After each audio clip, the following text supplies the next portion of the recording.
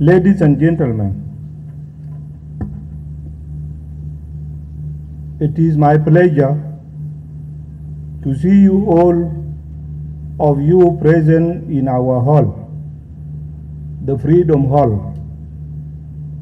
And on that note, I sincerely want to take this opportunity to warmly welcome you to Juba to attend our conference on transitional justice mechanisms under the theme Building a South Sudanese Model for Transitional Justice System, which start today, Monday, the 15th of May, 2023, and continue to Wednesday, the 17th May 2023. I know that many of you travel from parts of the world. Some of you work for different organizations, and others come from countries with the experience in transition justice. You have wholeheartedly taken the trouble to come to share your experiences with us as we struggle to build our own transitional justice system. Your Excellencies, distinguished guests, ladies and gentlemen, for those of you who might not know the history of our struggle, it took us nearly 64 years, from 1947 to July 2011, to earn our freedom and independence. The struggle was started politically by chiefs and some hardly educated people. The struggle turned into an armed struggle in August 1955 through the Anyanya One movement, fighting Khartoum government regimes that have come and gone for 17 years until the signing of the Addis Ababa Agreement on the 27th February 1972. Our brothers in Khartoum again violated the Addis Ababa Agreement, just as they have always broken many other agreements. That is why on the 16th May 1983, rebellion emerged again under the Sudan People's Liberation Army and Sudan People's Liberation Movement, SPLA-SPLM. The SPLA-SPLM-led rebellion continued for 22 years, even longer than the Anyanya One liberation struggle, ending with the signing of the Comprehensive Peace Agreement, CPA, on the 9th January 2005. The CPA gave the people of South Sudan, with its border of 1956, the right of self-determination. It is the exercise of the right of self-determination that paved way to our independence on the 9th July 2011. So it was a long and very expensive struggle that has broken many lives. It has taken many lives, deprived generations from education, and kept our people underdeveloped. I'm one of those who left school very early and joined the Anyanya 1 liberation struggle at the age of 16. Age of 16 years in 1968. Conference participants, ladies and gentlemen, now that you have heard the history of our struggle, you will understand my frustration as a long-time liberator and the first president of the independent Republic of South Sudan. With the two internal conflicts that erupted in December 2013 and July 2016 respectively.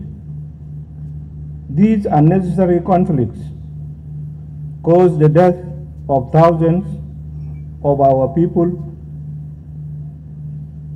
pushed millions into refuge, displaced thousands internally, destroyed the little development which we made during the CPA era, and interrupted our economic growth. Also, it divided our people along ethnic lines, something we never witnessed throughout the history of our liberation struggle. Apart from the damages I have outlined above, the two conflicts were also violent to the extent that human rights violations and abuses probably happened.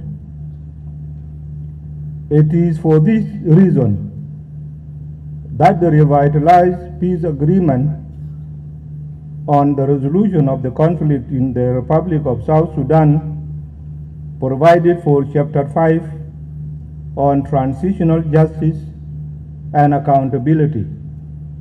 I consider this a very important chapter because it gives people the opportunity to see the truth, reconcile and heal the wounds of being a victim on the basis of the truth.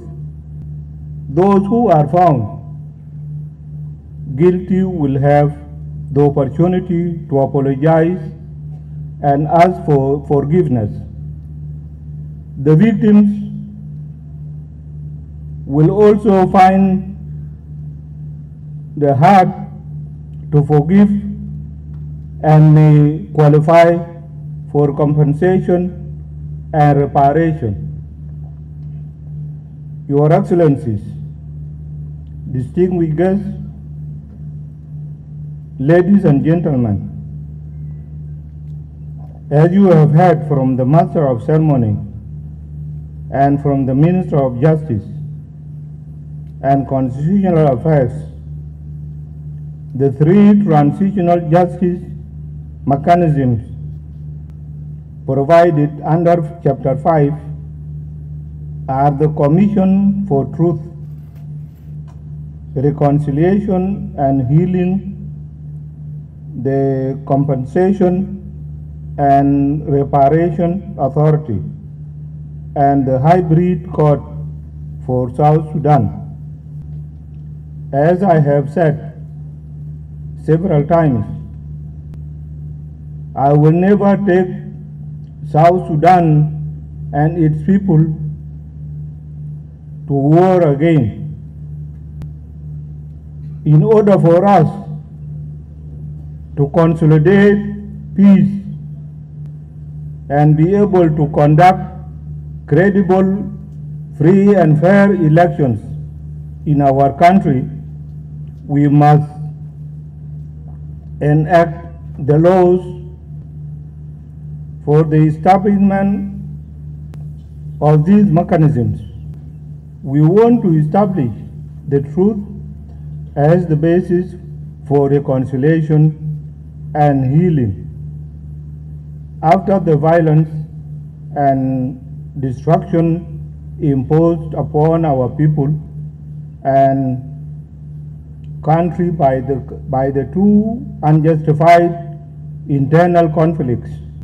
To conclude, Your Excellencies, distinguished guests, ladies and gentlemen, you will notice that this conference mainly focuses on the Commission for Truth, Reconciliation and Healing, and the Compensation and Reparation Authority.